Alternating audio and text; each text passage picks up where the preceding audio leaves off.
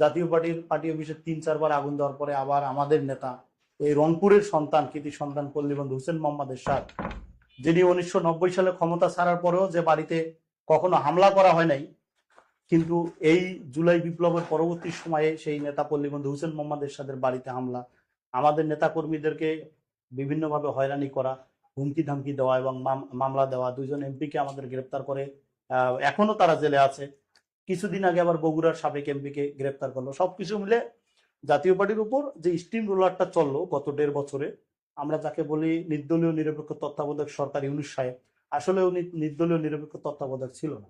আমাদের দুঃখ হয় যে জুলাই বিপ্লবের আন্দোলনে এই রংপুরে আবু সাইদ যেদিন মারা গেল, আবু সাইদকে যেদিন গুলি করলো, সেই দিন 16 তারিখে আমার সঙ্গে ইমরান আছে, ওর মনে থাকার কথা, ওই দিন কিন্তু রংপুরে আমরা আমরা আসবো এই আলোচনাতে। আমরা আসলে শুরুতেই একটু আপনার অবজারভেশনটা জানতে চাই যে স্থানীয় সরকারের ভোট সামনে হবে, যেহেতু এখন প্রশাসক নিয়োগ হয়ে গেছে, একবার ছোট্ট করে যদি জানতে চাই এই মানে এটা কিভাবে দেখছেন আপনারা? ভোট, স্থানীয় ভোট খুবই একটা ভালো সংবাদ আমাদের বর্তমান যে সরকারে আছেন তারা দিয়েছেন যে স্থানীয় নির্বাচনগুলোতে দলীয় প্রতীক হবে না। এটা একটা ভালো খবর। দলীয় প্রতীক না হলে একটা দল থেকে অনেকজন প্রার্থী হতে পারে, এবং যদি সরকার চায় যে আমি ভোটটাকে নিরপেক্ষ করব, তাহলে জনগণ যেন ভোটটা দিতে পারে। আমরা সরকারের কাছে প্রত্যাশা করব, যেহেতু বিগত দিনে ভোট চুরি বা ভোট ডাকাতি, দিনের ভোট রাতে, এইরকম একটা ফলশ্রুতিতে জুলাই বিপ্লব কিন্তু হয়েছে, বিভিন্ন কারণে হয়েছে, তার ভিতর এটা একটা কারণ। সেই জায়গা থেকে বর্তমান যে সরকার আছে, মাননীয় প্রধানমন্ত্রী তারেক রহমান, তিনি অত্যন্ত ভালো রাজনীতি দিচ্ছেন দেশে। আমরা তাদের কাছে প্রত্যাশা করব যেন এই স্থানীয় নির্বাচনগুলোতে যেন কোনো ধরনের কারচুপি করা না হয়, কোনো ধরনের দলীয় প্রভাবকে ব্যবহার করা না হয়। যে ব্যক্তিটা যোগ্য, যে ব্যক্তিটাকে জনগণ পছন্দ করবে, সে যেন তার ভোটেই নির্বাচিত হতে পারে, এই জিনিসটা আমরা প্রত্যাশা করবো। এখন আমার ভোট আমি দিতে পাবো না, বা আমাকে হুমকি দেবে, আমি একে দিব না ওকে দিব, এ দলকে দিতে দেওয়া যাবে না, একে দেওয়া যাবে না, এই জিনিসগুলো না হয়। প্রত্যেকের অধিকার আছে ভোট করার, যদি সে দেশের নাগরিক হয়, যদি সে দেশের আইনে ভোট করার মতো অধিকার রাখে, তাহলে সে যদি ভোটে দাঁড়ায়, তাকে ভোটের, জনগণকে ভোট দেওয়ার অধিকারটা তাকে দিতে হবে। যেতে চাই, তিনি যেটা বললেন যে আপনি বলার চেষ্টা করছিলেন যে তার ভোটটা যেন সে দিতে পারে, আপনার ভোটটা যেন আপনি দিতে পারেন। তো আপনার কথার সূত্র ধরে যদি বলি যে কিছুদিন আগে তার যে ভোটটা হয়ে গেল, যে ভোটে আপনারা আহ বাংলাদেশে সম্ভবত আপনাদের প্রত্যেকটি আসনেই আপনাদের জামানত বাজেয়াপ্ত হয়েছে, এমনকি আপনাদের চেয়ারম্যান সাহেব আছেন তার জামানত বাজেয়াপ্ত হয়েছে। তো এই ভোট কি নিরপেক্ষ ছিল, আপনার কি মনে হয়? আচ্ছা, আমি সুন্দর একটি কথা বলার জন্য ধন্যবাদ। আচ্ছা ইমরান, মনে করে দেখো তো যে বাংলাদেশ সহ সারা বিশ্বের কোনো ভোটে এরকম কি বিষয় আছে যে হচ্ছে একটা প্রার্থীর বিরুদ্ধে ভোটের ঠিক 2 দিন আগে মাইক ব্যবহার করে বলা যে একে ভোট দিবেন না? এটা কি ভোট নিরপেক্ষ হয়? এতেই বোঝা যায় যে ভোটটা কতটা নিরপেক্ষ হয়েছে। এটা কোথায় বাংলাদেশের এই রংপুর সদর আসনে জাতীয় পার্টির চেয়ারম্যানের বিরুদ্ধে মাইক ব্যবহার করে বলা হয়েছে যে জিএম কাদেরকে ভোট দিবেন না। এটাই প্রমাণিত হয় নাকি যে এই ভোটটা নিরপেক্ষ হয় নাই?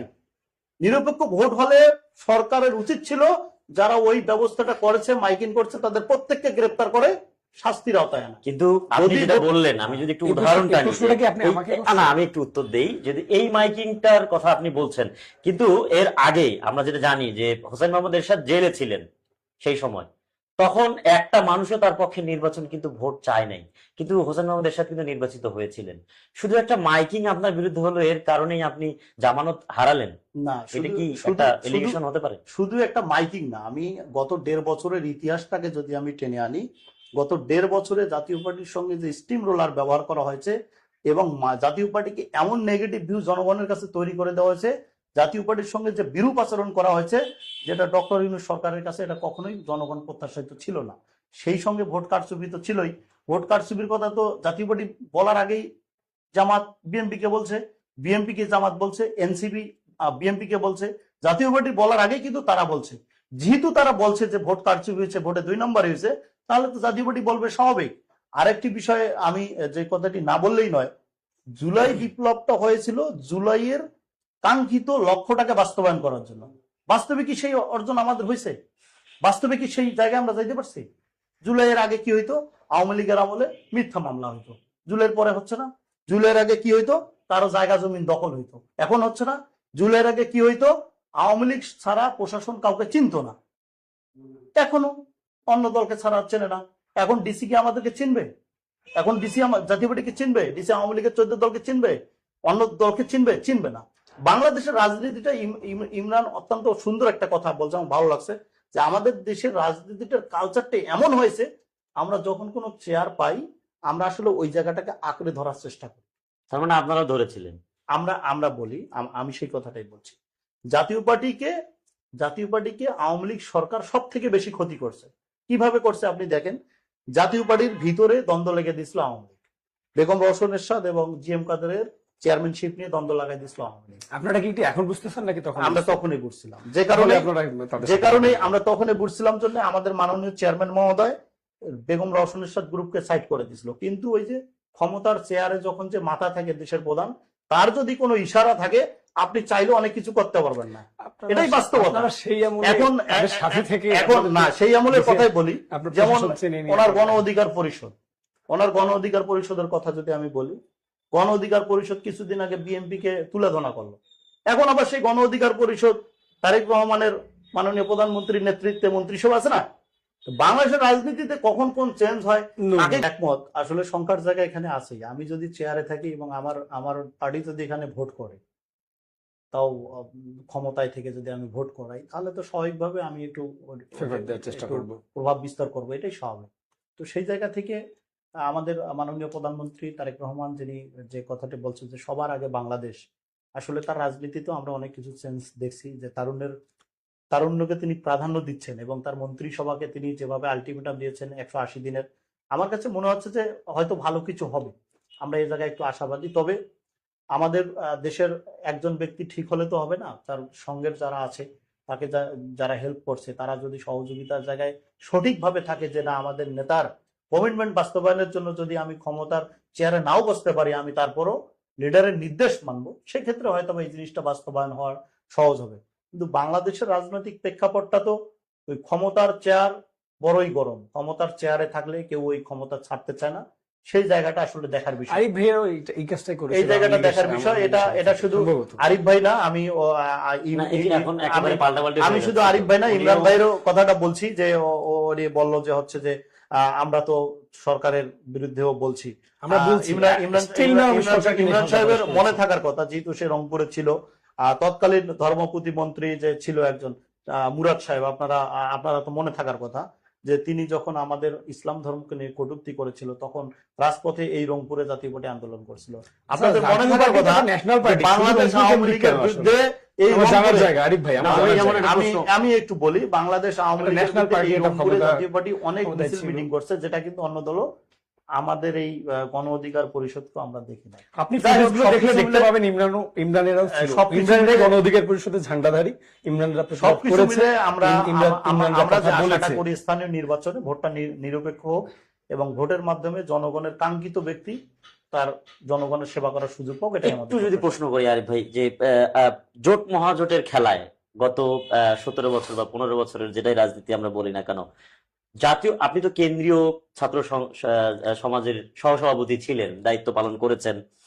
আসলে ছাত্র সমাজকে নিয়ে যদি একটু আপনার কাছে প্রশ্ন জানতে চাই, বর্তমান সময়ের যে রাজনীতি, বর্তমানে যে তারুণ্যদীপ্ত যে একটা রাজনীতির প্রত্যাশা করছেন বাংলাদেশে, বা এই তারুণ্য নির্ভর বাংলাদেশের যে প্রত্যাশাটা করছেন, সেই তারুণ্য নির্ভরে আমরা দেখেছি এবারের কিন্তু সংসদেও, আপনি আমার সাথে হয়তো একমত হবেন, যে তরুণ নির্ভর কিন্তু সংসদ এবারে সবচেয়ে বেশি, এবং সংসদটাকে খুব প্রাণবন্ত করে যে যেভাবে ডিবেট হচ্ছে, এর আগে আমরা প্রবীণদের কাছ থেকেও শুনছি যে এরকম ডিবেট আর কখনো হয়নি, এটা হচ্ছে।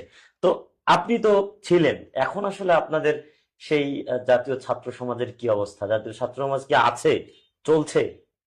আচ্ছা, আপনাকে ধন্যবাদ সুন্দর একটি প্রশ্ন করার জন্য। আসলে বাংলাদেশের রাজনৈতিক প্রত্যেকটা দলেরই যদি আপনি হিস্টোরি চিন্তা করেন, যে ছাত্র রাজনীতি থেকে সব দল থেকেই কিন্তু মোটামুটি ভাবে একটা গুরুত্বপূর্ণ জায়গায় রাখে।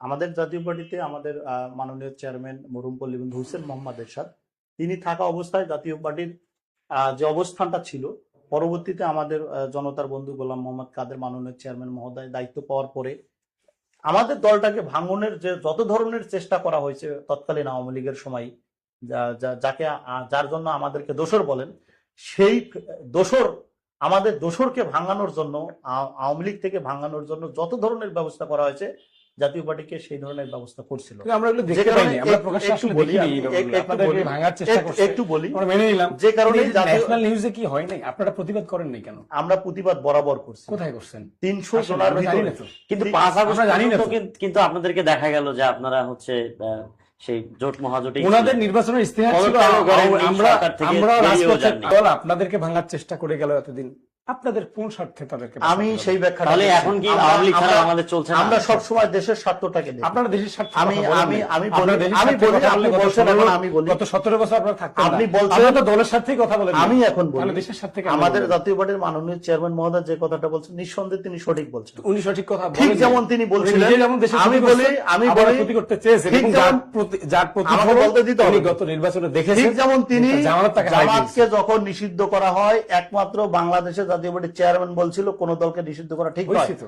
আপনি আমার কথা ভালো করে শুনেন। বাংলাদেশে যদি- গণহত্যা চালাইছে আওয়ামী যদি লীগ, জিএম এবং তাদের দোষী হিসেবে জিএম আপনারা কাদের ছিলেন। সাহেব যে সেই কথাটা দল বলছে, বাংলাদেশের রাজনীতি করার জিএম কাদের অধিকার সাহেব রাখে যে না। কথাটা বলছে, সেই দলের তার কথাটা সেই দলের 100% পক্ষে গাওয়া মানে আপনারা যদি আবারও বাংলাদেশের গণহত্যাকে উপস্থিতিতে এই কথাটাই বলছি।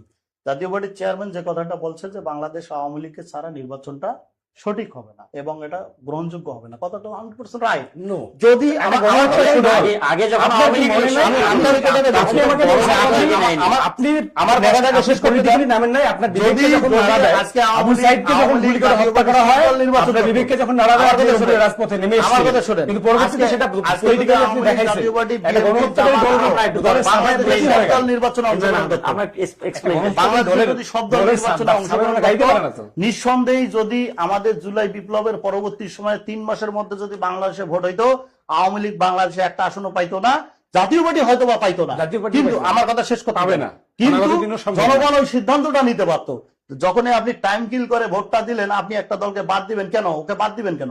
Why? এটা বাংলাদেশের রাজনীতি বিকজ সে No. তো গণহত্যার দায়ে সে তো অভিযুক্ত। সে গণহত্যার এটা দায়- আদালত নির্ধারণ আমি করে সেই দিয়েছে। কথাটাই বলছি। আমি বলি, এটি কিন্তু আদালত দেখেন, নির্ধারণ জাতিসংঘের করে কাছে দিয়েছে। পরে হবে, প্রতিবেদন আমি প্রকাশ 3 করছে, মাসের কথা এটা বলছি, আমি গ্লোবালি তারা প্রথম ঘৃণিত কথা একটা দল। তাদেরকে আমি আপনারা প্রথম কিভাবে 3 মাসের কথা প্রাসঙ্গিক বলছি। করার চেষ্টা আমি করেন? চাচ্ছিলাম ভাই, যে জনগণই সিদ্ধান্তটা দিয়ে দিত। আপনি কথাটা মনে রাখেন।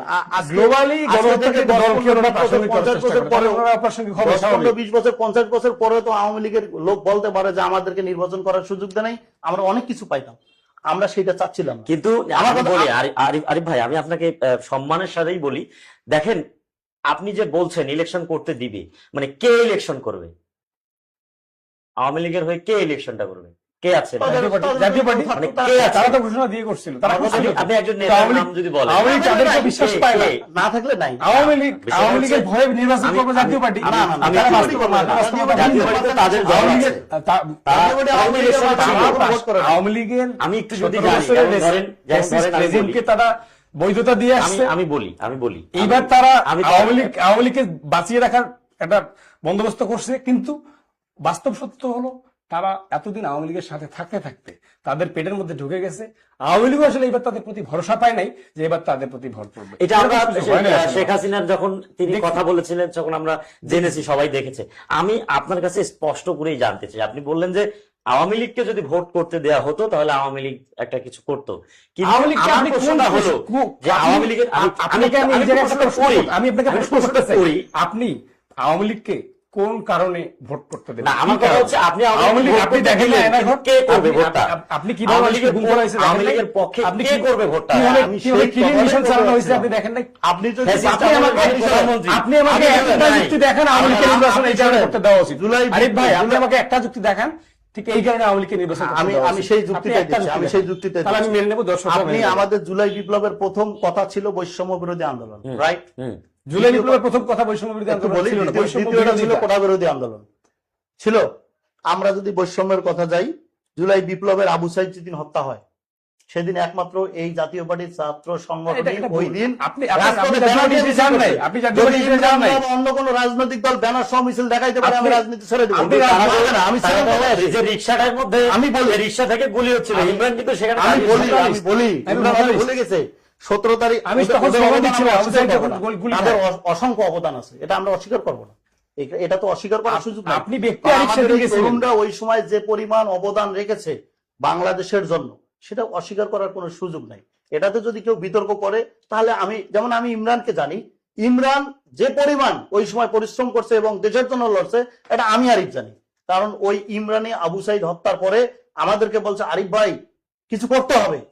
ওই পার্কের মোড়ে যখন আমরা ওখানে গেছিলাম তখন মনে করেন আগের দিনে আবু সাইদ হত্যার আগের দিনে ওখানে আমরা দেখছি তৎকালীন আওয়ামী লীগের এমপি তাদের মহানগর ছাত্রলীগ যুবলীগ নিয়ে গিয়ে ওখানে পাহারা দিয়ে আমাদের ছেলেপেলের উপর অত্যাচার করছিল। আমরা এগুলো দেখছি। আমি একটু জাস্ট শেষ করি। আমি যে কথাটা বলতে চাচ্ছিলাম, যদি বাংলাদেশের জনগণ আওয়ামী লীগ যদি ভোটে অংশগ্রহণ করত, মানুষের ভিতরে যে পরিমাণ ঘৃণা জন্ম নিয়েছিল আওয়ামী লীগের প্রতি, আমার মনে হয় বাংলাদেশের কোথাও একটা আসন পাইতো না। বাস্তব সত্য কথা আমি বলছি। কিন্তু আমি বলি কিন্তু একটা ব্যক্তিকে যখন ওই জায়গায় অংশগ্রহণ করতে দেওয়া হলো না, তখন হয়তো বা তারা এই প্রশ্নটা করতে পারে, ইন ফিউচারে যদি কখনো তারা সুযোগ পায় তারা এই প্রশ্ন করতে পারে। আমি সেই জায়গাটার কথা বলছি। আমি বলি তারা ভবিষ্যতে এই প্রশ্ন করতে পারে। রাজনীতি তো শেষ বলে কিছু নাই।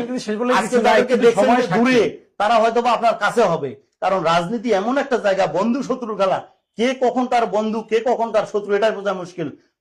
জাতীয় পার্টির সঙ্গে জোট আওয়ামী লীগের ছিল, জামাত ইসলাম জাতীয় পার্টির বিরোধী দল ছিল, বিএনপির সঙ্গে জামাতের জোট ছিল, জাতীয় পার্টির সঙ্গে বিএনপির জোট ছিল। বাংলাদেশের রাজনীতি জাতীয় পার্টি সবাই সবার সঙ্গে আমি একটু বলি বাংলাদেশের জাতীয় জোট মহাজোটের খেলা সবাই খেলছে। যেমন এখন ভাগ বটার কথা বললো না আমাদের ইমরান সাহেব, এখন ভাগ বাটার রুটি তারা মন্ত্রিত্ব নিছে। আমরা ভাগ বাটোয়ারা করে মন্ত্রিত্ব নিছে, অবশ্যই মন্ত্রিত্ব নিছে ভাগ বাটার রুটি। বাংলাদেশের রাজনীতিতে 18 পরবর্তী বাংলাদেশের বিবেক ছিল গণ অধিকার পরিষদ। এই দলগুলো নিজে স্বীকার করতে বাধ্য হবে, এমপি হয়েছে রাখে কিন্তু হয়েছে তো কেন? আমি ওই তো ভাগ বাটার নির্বাচিত হলো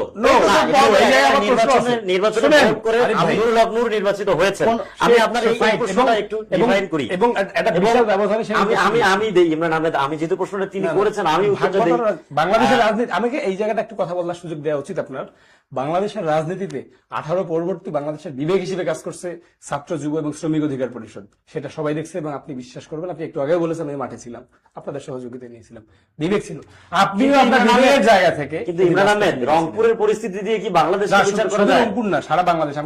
আপনি দেখেন ঢাকা বিশ্ববিদ্যালয়ে কতবার নুরুল হক নূরকে মার খেতে হয়েছে, চট্টগ্রাম, রাজশাহী, রংপুর, খুলনা, বরিশাল, বিএনপিও মেরেছে, আওয়ামী লীগ মেরেছে, তাকে মার খেতে হয়েছে।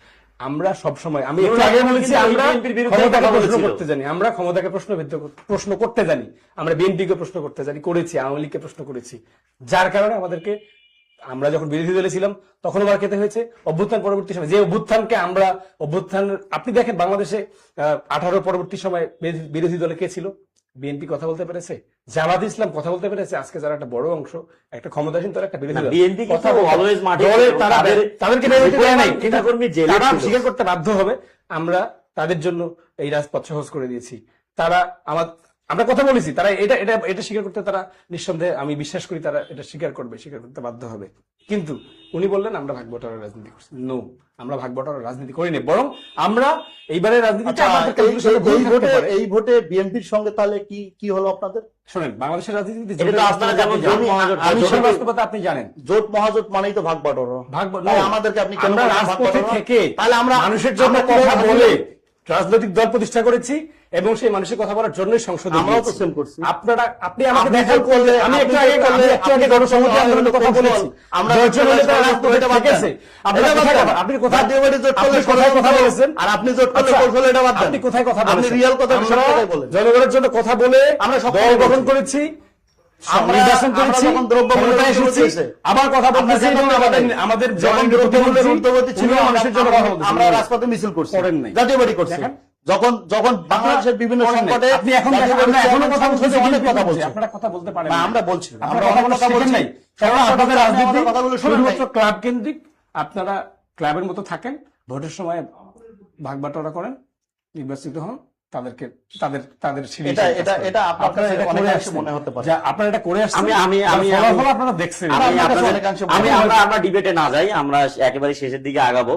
আমি একটু যদি জানতে চাই, ইমরান আহমেদ প্রশ্ন করলেন, আপনিও প্রশ্ন করলেন, কথা বলেছেন, আপনারা রংপুরের রাজনীতিতে ছিলেন বা রংপুরের রাজনীতিতে আপনাদেরকে দেখা গেছে, অস্বীকার করার কোনো কারণ নেই। তবে বাংলাদেশের বা রংপুরের রাজনীতি নিয়ে যেমন জাতীয় রাজনীতিতে চিন্তা করা একেবারেই সমীচীন হবে না, তো আমি আসলে একটু রংপুরের রাজনীতিতে এখন আসতে চাই, যেহেতু আমরা রংপুর থেকে কথা বলছি, রংপুরকে নিয়েই আমাদের চিন্তা করছি। জুলাই আন্দোলনের প্রেক্ষাপট শুরু হয়েছিল এই রংপুর দিয়েই। Turning দর্শকরা যারা আমাদের সঙ্গে যুক্ত আছেন, আশা করি আপনারাও প্রশ্ন জানতে চাইলে কমেন্ট করতে পারেন, আমরা আপনাদের কমেন্টের উত্তর দেওয়ার চেষ্টা করব।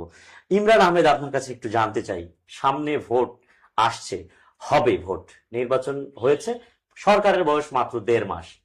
1.5 মাসে একটা সরকারকে খুব Judge বেশি করার আসলে সুযোগ জাজ নেই। করার সুযোগ নেই। তবে সকাল তো থেকে সারাদিন কেমন যাবে যদি বোঝা যায়। আপনার কাছে একটু জানতে চাই যে আগামী ভোট আসছে, সিটি কর্পোরেশনের নির্বাচন হবে রংপুরের, এই রংপুরের সিটি কর্পোরেশন নির্বাচনে কি আপনার গণ অধিকার পরিষদ বা ছাত্র অধিকার পরিষদ বা যুব অধিকার পরিষদ যাই বলি না কেন, আপনারা কি একজন কাউন্সিলরও দেওয়ার মতো আপনাদের প্রার্থী এখানে আছে? অবশ্যই আছে, এবং দল সেটা সিলেক্ট করবে সম্ভব না। বাংলাদেশের আমাদের যদি রংপুরের কথাটা আমরা চিন্তা করি, রাজনীতিতে উত্থান পতন বলে একটা শব্দ আছে। আমাদের জাতীয় পার্টির সঙ্গে বিগত দিনগুলোতে যে অবিচার করা হয়েছে, হয়তোবা এই ভোটে আমি তো বললাম একটু আগে যে কারচুপির ফলে আমাদের জাতীয় পার্টিকে 1% ভোটও দেওয়া হবে না, এমন একটা সিদ্ধান্তের ফলশ্রুতিতে আমাদের টোটাল বাংলাদেশে জামানত শূন্য বা আমাদের কোনো আসনে এমপি হতে দেওয়া হবে না। অসংখ্য যোগ্য লোক থাকার পর এটা হতে পারে, কারণ আজকে যারা ক্ষমতায় আছে তারা 1.5 বছর আগে তাদেরও এরকম ছিল না। আজকে যারা ক্ষমতায় আছে, আরেকটি কথা আমি না বললেই নয়,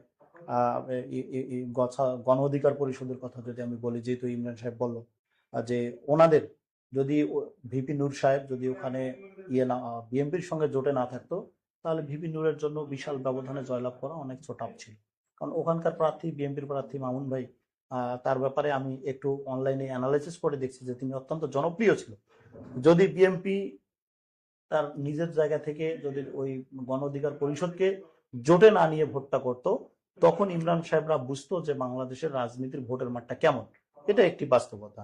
আর আরেকটি হচ্ছে রংপুরের কথা যদি আমি বলি, আসলে রংপুরের জাতীয় পার্টির জন্য এই জায়গাটা অত্যন্ত উর্বর একটা জায়গা, আমাদের জনগণের আবেগ নিয়ে খেলার জায়গা। যে কারণেই আমাদের জাতীয় পার্টির আসবো। যে সকল আমাদের নেতারা আছে, আমাদের রংপুরের যে সকল নেতারা আছে এবং আমাদের অভ্যন্তরীণ গ্রুপিং যেটা আছে, যদি এই জায়গাগুলো থেকে আমাদের অভ্যন্তরীণ কোন্দলগুলো বন্ধ হয়, যদি সবাই ঐক্যবদ্ধ থেকে এই রংপুরের রাজনীতিতে আবার ঐক্যবদ্ধভাবে জাতীয় পার্টির হাল ধরে, তাহলে জাতীয় পার্টি হয়তো বা আগের থেকে দ্বিগুণ শক্তিতে এ জায়গায় প্রতীয়মান হবে। আর যদি আমাদের এই জায়গাগুলোতে ঐক্যবদ্ধ হওয়ার সুযোগ না হয়, তাহলে হয়তোবা জাতীয় পার্টির জন্য, যেটা বাস্তব সত্য কথা, জাতীয় পার্টির জন্য হয়তোবা আমাদের একটু রাজনীতির মাঠটা আরো কঠিন হবে। আমরা হারিয়ে যাব না, কিন্তু মাঠটা হয়তো একটু কঠিন হবে আমাদের। সেই জায়গা থেকে আমাদের স্থানীয় নির্বাচনে আসলে এটা ডিপেন্ড করবে যে সরকারের নিরপেক্ষতার উপর। যদি সরকার নিরপেক্ষ নির্বাচন দিতে বিভিন্ন জায়গায় দেয়, সেক্ষেত্রে হয়তোবা আমরা জাতীয় পার্টির প্রার্থীরা হয়তোবা অংশগ্রহণ করতে পারে।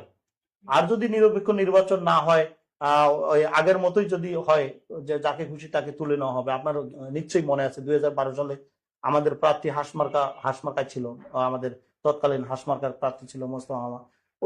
ওই ভোটেও কিন্তু ওনাকে যেভাবে হারে দেওয়া হয়েছে, বলার কিচ্ছু নাই, আপনি বলার কিচ্ছু নাই। সেই জায়গাগুলো থেকে যদি নিরপেক্ষ জায়গা হয়, তাহলে হয়তোবা জাতীয় পার্টি ভোটের জায়গা যেতে পারে। এটা আমার অ্যানালাইসিস, আমি জানি না জাতীয় পার্টির দল কি করবে, তবে আমার কাছে মনে হয়।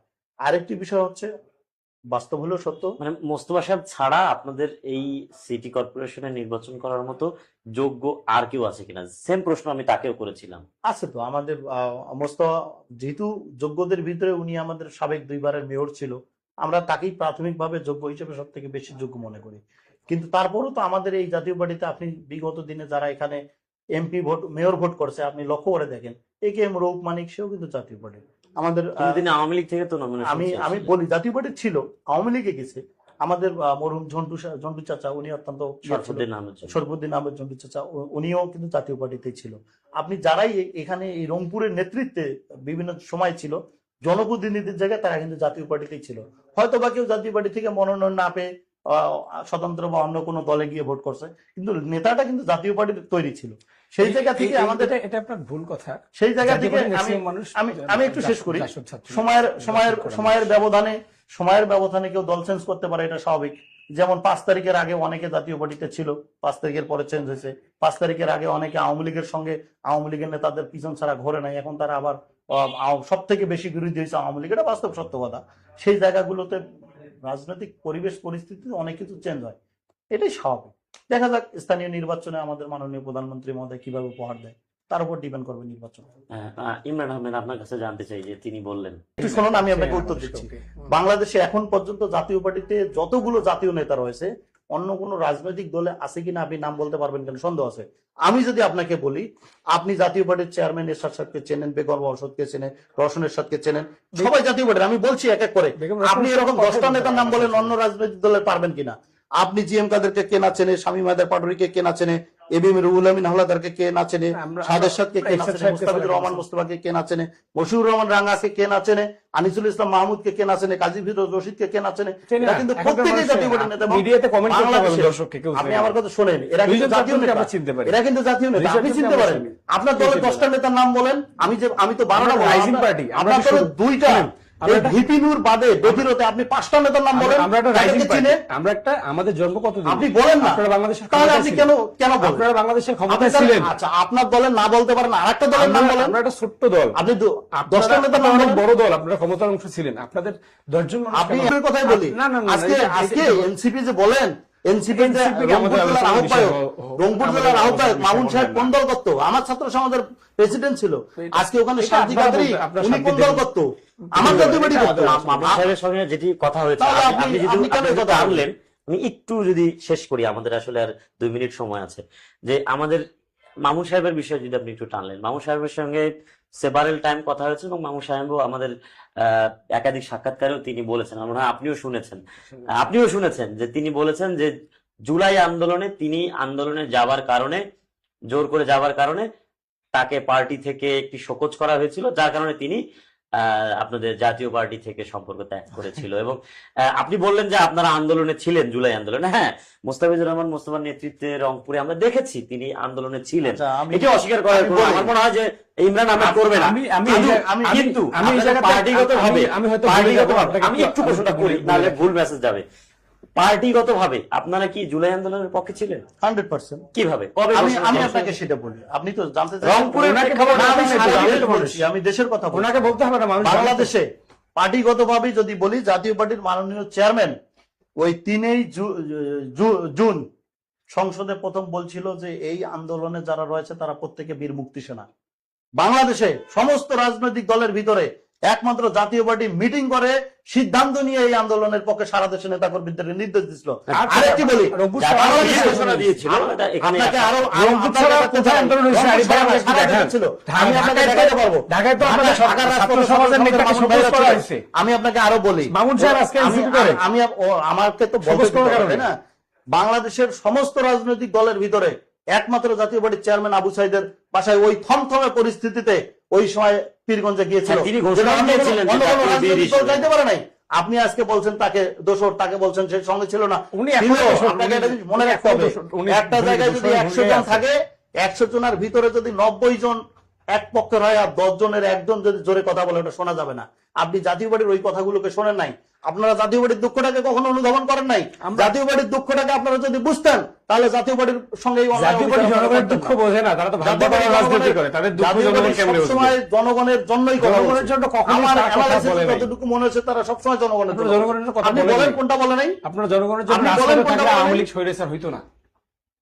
আওয়ামী লীগ স্বৈরাচার হইতো না। আপনারা জনগণের জন্য কথা আমি বললে বলি, আওয়ামী এর লীগ জন্য 70 বছর এর ক্ষমতায় জন্য কি থাকতে আপনাদের পারতো না। দোষ নাই? এই জনগণ এর জন্য কি এর জন্য কি আপনাদের দোষ নাই? আমরা আওয়ামী লীগের সাথে যখন জোট করি জিএম নাই। কাদেরকে মিথ্যা আমরা- মামলা দিল, আপনি আমার কথা আমরা শুনুন। আওয়ামী লীগের সাথে জোট না, করি নাই। আপনাকে আমার কথা শুনতে হবে তো। আমরা যখন আমাদের জাতীয় পার্টির শুনি। চেয়ারম্যানকে মিথ্যা মামলা দিল যে আওয়ামী লীগের বিরুদ্ধে কথা বলার জন্য, বাংলাদেশ কেন সারা বিশ্বের ইতিহাসে কোথায় যায়? কোন আওয়ামী লীগের রেকর্ড নাই যে বিরুদ্ধে একটা কথা বলার দলের চেয়ারম্যান তাকে পদে আপনারা- রাখবে। আপনারা politically আপনাদের ভাই, stand কথা কি শেষ ছিল? করতে দিতে হবে তো ভাই। Politically আপনাদের ভাই, stand কি ছিল? কথাটা শেষ করতে আপনারা দিতে হবে তো। বিরোধিতা করেন না কেন? জাতীয় পার্টির চেয়ারম্যান যখন স্টান নিয়েছিল, জাতীয় পার্টির চেয়ারম্যানের নামে মিথ্যা মামলা দিয়ে 6 মাস যখন ওই হাইকোর্টকে ব্যবহার করে, যখন জাতীয় পার্টির চেয়ারম্যানের রাজনৈতিক কর্মকাণ্ড নিষিদ্ধ করেছিল, তখন তো আপনারা কেউ সুশীল সমাজের নামে কথা বলেন নাই। আপনাদের আমি একটু বলি, শেখাই, আপনাদের আমাকে একটু একটু বলতে শেখাই। দেন। শেখানো দরকার। যখন জাতীয় পার্টির অভ্যন্তরীণ ভাবে কোন্দল তৈরি করে জাতীয় পার্টির সঙ্গে অন্যায় অবিচার করতেছিল আওয়ামী লীগ, তখন তো আপনারা কথা বলেন নাই। আপনারা আওয়ামী লীগের সাথে থাকলেন কেন? আমরা তো থাকি নাই, আমাদের থাকতে বাধ্য করানো হয়েছে। আপনারা- আপনি যখন আপনাদের আপনি political যখন এখন রাজনীতির বিএনপির সঙ্গে যোগ করতে বাধ্য হয়েছেন, আমরা- নইলে আপনি আমরা এমপি হন না, ক্ষমতাকে ব্যবহার করছেন আপনি। আমরা সেই জিনিসগুলো আমরা আপনি বাংলাদেশের অন্য কোনো রাজনৈতিক নিজের জায়গায় চিন্তা বাস্তবতায় করেন। আমরা জোট করেছি, আমরা আপনি বাধ্য যেমন হয়ে জোট বিরোধিতা করিনি। করছেন, আমরাও বিরোধিতা করছি। আমরা বাধ্য হয়ে আপনাকে একটু শেখাই, আপনি শেখেন। নুরুল হক নূর অন্যায়ের বিরুদ্ধে কথা বলার জন্য আওয়ামী লীগ আমলে মার খেয়েছে, এবং ইন্টারিম পিরিয়ডে মার খেয়েছি। মার খাওয়ার পর তার অনুসারীরা আমরা রাজপথে নেমেছি, আমাদের পেছনেও লোকজন এসেছিল। ডিএম কাদের বিরুদ্ধে মামলাটা তাহলে কি আমলে ছিল নাকি আওয়ামী লীগের আমলে ছিল? আপনারা ভাই আমার কথাটা প্লিজ পলিটিক্যালি এতটাই অন্ধ হয়ে গেছিলেন, আপনারা নিজেরা একটা ভয়েস রাইজ করতে পারেন না, ডিএম কাদের যার কারণে কেউ আপনাদের পাশে গিয়ে দাঁড়াতে পারেনি। বিরুদ্ধে যে মামলাটা হয়েছিল সেটা কি আওয়ামী লীগের আমলে হয়েছিল না অন্য আমলে? আওয়ামী লীগের আমলে হয়েছে, আপনি নিজেই একটু আগে বলেছেন। যখন লাঙ্গল মার্কা নিয়ে আপনারা লাঙ্গল মার্কা নিয়ে যখন মানুষ আপনাদের পেছনে যায় ঝামেলা করলো, যখন ভাইয়া যখন পার্টি অফিসে আমরা কিন্তু ছিলাম, আপনারা নিউজ কভার করেছেন। তখন আপনারা কইছিলেন, তখন তো একবার স্ট্যান্ডার্ড নাই জাতীয় পার্টির পক্ষে না, জাতীয় পার্টি অফিসে পুলিশ কেন, জাতীয় পার্টির চেয়ারম্যানকে কেন অবরুদ্ধ করা, জাতীয় পার্টি কেন আওয়ামী লীগের তখন তো আপনারা বলেন নাই। জাতীয় পার্টি আওয়ামী লীগের সাথে আপনি এখন কেন দোষারোপ করবেন? তখন তো আপনার সুযোগ ছিল, আপনাদের তখন তো প্রশ্ন আপনি নিতে পারতেন, আপনাদের তখন তো বলেন নাই। শেখ হাসিনাকে অতএব এগুলো বলেন না। আমরা একেবারেই অনুষ্ঠানের শেষ দিকে চলে এসেছি দর্শক, আমরা দুজনেরই কথা কিন্তু শুনছিলাম। আরেকটি কথা আশা করি আমি বলে আপনারা- শেষ করি, আপনারা আরেকটি বিচার কথা বলে শেষ করবেন। করি। আমি শেষ কথা জাতীয় পার্টি আমি যেটা আমার অ্যানালাইসিস শেখ হাসিনাকে প্রশ্ন করা হচ্ছে। আরিফ ভাই, দর্শক শেষ করে শেখ হাসিনাকে ফোন দিয়ে কেন আপনারা রাজনৈতিক পুলিশ পাঠাইছিল? কিছু না কিছু দোষ একটু দেখা আছে। দরকার। জাতীয় পার্টি যে একেবারে নিরপরাধ এটা আমি বলবো না, অবশ্যই জাতীয় পার্টির সহজভাবে স্বীকার করে এটা ফেলছে। এটা স্বাভাবিক। আপনি গণ অধিকার পরিষদ করেন, আপনার গণ অধিকার পরিষদের যে নিরপরাধ তা না। আপনি যদি নিরপরাধ হইতেন শেখ হাসিনাকে কি আম্মা ডাক বলতেন না? আপনি যদি নিরপরাধ হইতেন শেখ হাসিনা আপনি তৎকালীন বলতেন না যে রাজনৈতিক বাস্তবতা বাস্তবতা। মায়ের মতো আমাকে লাগে। আমাদের কথাটার উত্তর দেওয়া আপনি আপনার দেশ জন্ম বিচারের আওয়ামী লীগের বিষয়। আমলে, বিপিনুর কোন আমলে হয়েছে? আওয়ামী লীগের আমলে হয়েছে। হ্যাঁ। আর আপনি তখন তাহলে তো দলের নিবন্ধন দিতেন না, আওয়ামী লীগ ফ্যাসিস্ট, আপনি দলের নিবন্ধন আওয়ামী দিতেন লীগের না। আমলে গণ অধিকার পরিষদ প্রত্যেকেই কিন্তু নিবন্ধন পায় আওয়ামী নাই। লীগের সঙ্গে ওই সময় একটা স্কুলের প্রাইমারি স্কুলের সভাপতি থেকে শুরু করে একদম প্রাইমারি স্কুলের সভাপতি, মেম্বার, চেয়ারম্যান, উপজেলা সবগুলো আওয়ামী লীগের ছিল। এমন সিচুয়েশন আওয়ামী লীগ তৈরি করছিল যেন আওয়ামী লীগের বাইরে বাংলাদেশে কেউ নাই। ইভেন আওয়ামী লীগের পতনের সব থেকে বড় কারণ আমি যেটা মনে করি আমার অ্যানালাইসিসে, আওয়ামী লীগের 14 দলের জোটে যে ছিল সেই 14 দলের 13 দলও নিজের মার্কা নিয়ে ভোট করতে দেয় আওয়ামী লীগ। মানে এমন একটা সিচুয়েশন হয়েছিল, জাতীয় পার্টির সঙ্গে তো অবিচার করছেই, এমন একটা সিচুয়েশন আওয়ামী লীগ করেছিল যে আওয়ামী লীগ ছাড়া বাংলাদেশে আর কেউ নাই। মানে ওনারা ওই সময় কথা বলতে আমেরিকা পারেন। যার বন্ধু, শত্রুর তার দরকার নাই। বাংলাদেশে ঠিক তেমন হয়েছিল যে আওয়ামী লীগ যার বন্ধু তারা শত্রুর দরকার নাই। এই জায়গায় একটা কথা বলার সুযোগ দিতে আপনার হবে। ডিফাইন শুনে আমরা শেষ করতে চাই, যদি আপনি একটু উত্তরটা দেন। দেখেন, আপনি 2018 সালে কোটা আন্দোলনের পরে 2019 সালে নির্বাচনে, ডাকসু নির্বাচন পরবর্তী সময় আপনি দেখছেন প্রত্যেকটা জায়গায় কারচুপি করা হয়েছে এবং ভিপিতেও কারচুপি করা হয়েছে এত পরিমাণ এবং ভিপির ভোটে, ভিপির ব্যালটে এত পরিমাণ সিল পড়ছে যে কারচুপি করে আসলে সেখানে সুযোগ হয় নাই তাকে হারানোর, যার ফলে সে ভিপি হয় এবং সমাজসেবা সম্পাদক বর্তমান এনসিপির যে সদস্য সচিব আক্তার হোসেন সে সমাজসেবা সম্পাদক হিসেবে নির্বাচিত হয়। আপনি দেখে থাকবেন নির্বাচনের পরের দিন শেখ হাসিনা এই নির্বাচিত হল এবং ডাকসুর যে যারা নির্বাচিত ছিল তাদেরকে তার গণভবনে ডেকেছিলেন। সবাই তার বাসে গেলেও নুরুল হক নূর এবং আক্তার হোসেন তারা নিজস্ব খরচে একটা সিএনজিতে করে সেখানে যায়। আপনাকে আবার আমি মনে করিয়ে দেই, জন্মের পরপরই নুরুল হক নূর তার মাকে হারিয়েছে। আমি একটু আগে আপনার সাথে বলেছি আমি আপনাকে সম্মান করি, আপনি আমাকে স্নেহ করেন, আমি আপনার জুনিয়র, যার ফলে তো ঠিক ওই সময় পরিবেশ পরিস্থিতি আপনি দেখেছেন, আমরা দেখেছি, সবাই জানি। সে এত পরিমাণে কারচুপি করার পরেও তাকে ভিপি হিসেবে তাকে আসলে হারানোর সুযোগ হয় নাই। তারপরে সে যখন গণভবনে গেল, গণভবনে গিয়ে সেখানকার বাস্তবতা অনুযায়ী হ্যাঁ সে জন্মের পরপরই তার মাকে হারিয়েছে বলেছে আবেগ আপ্লুত হয়ে, কিন্তু তার পরপরই আবার আওয়ামী লীগের বিরোধিতা তাকে সে করেছে এবং সেই সময় থেকে আওয়ামী লীগের বিরোধিতা করেই বাংলাদেশ ব্যাপী সে একটা পরিচিতি পেয়েছে। এবং পরবর্তীতে আপনাকে আরো একটু মনে করিয়ে দিই, আওয়ামী লীগের আমলে গণ অধিকার পরিষদ নিবন্ধন পায়নি, অভ্যুত্থানের পরে গণ অধিকার পরিষদ নিবন্ধিত দল হিসেবে নিবন্ধিত হয়েছে। ওই সময় ভোট করার জন্য জাতীয় পার্টি অফিসে বিভিন্ন আপনাকে একটা- মার্কা নেওয়ার জন্য আপনাকে গেছিল। ফুটেজ- তখন ওটা বৈধতা ছিল। আপনি জাতীয় পার্টি করেন, আপনি ছাত্র সমাজ করেন। আমি শেষ করার আগে আরেকটি কথা বলি। আপনাকে একটা নিউজ দেখাইতে হবে, আপনাকে আমি চ্যালেঞ্জ করে দিয়ে গেলাম, আপনি নিউজ দেখাবেন, আমি বিশ্বাস আমি দেখাবো বিভিন্ন জাতীয় পার্টি অফিসে গিয়েছিল মার্কা নেওয়ার জন্য। আপনারা নিউজ করেন, সচরাচর আপনারা আমি এটা নিউজ করেন, দেখাবো। ওনারা একটা ভিডিও দেবে। হ্যাঁ আমি এটা আপনাকে দেখাবো। আপনি আচ্ছা আমি ভিডিও- শেষ করার আগে আমরা একটা কথা বলি, ওনারা রোগপুরের নগরপিতা বলেন, আমরা একটু আগে আলোচনা করে আসলাম, একটা সিটি কর্পোরেশন হলে তার একটা মাস্টার প্ল্যান থাকা দরকার, বিভিন্ন সেক্টরে দক্ষ জনবল থাকা দরকার। যখন দক্ষ জনবল কাজের সুযোগ সৃষ্টি করবে, পরিকল্পিত নগরায়নের প্ল্যান থাকবে, তখন সরকারের কাছ থেকে তারা একটা বাজেট নিয়ে আসবে।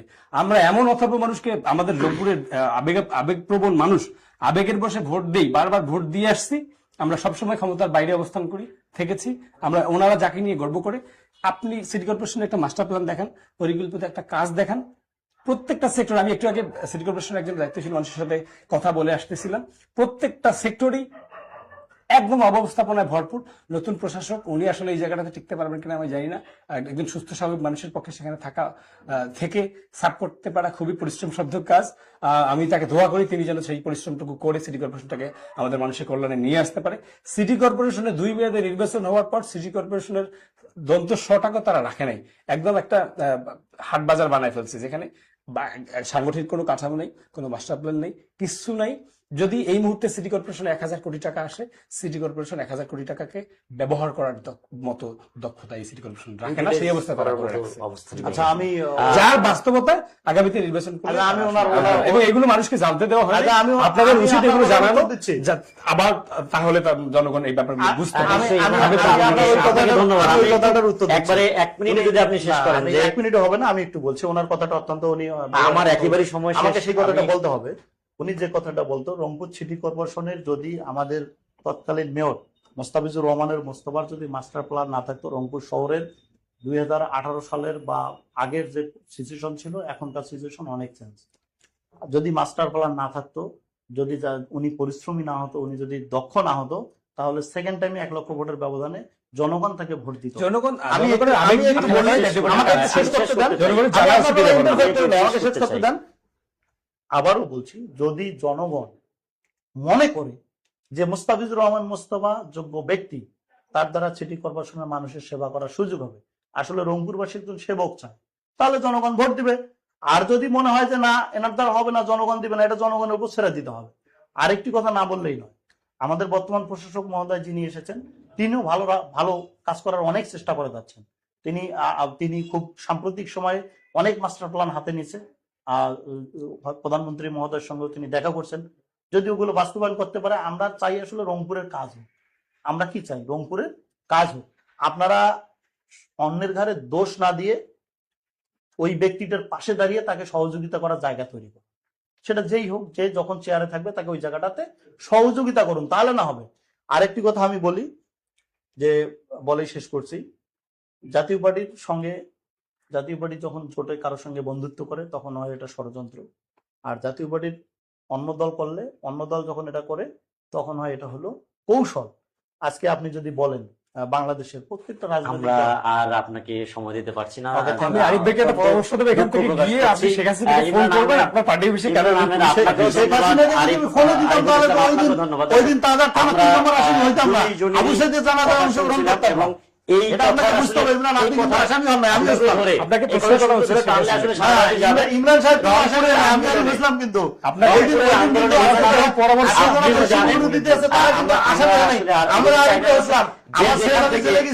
আপনি কিন্তু জেলে যান নাই।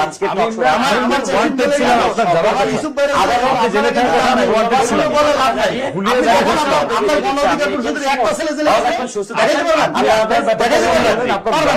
একটা ছেলে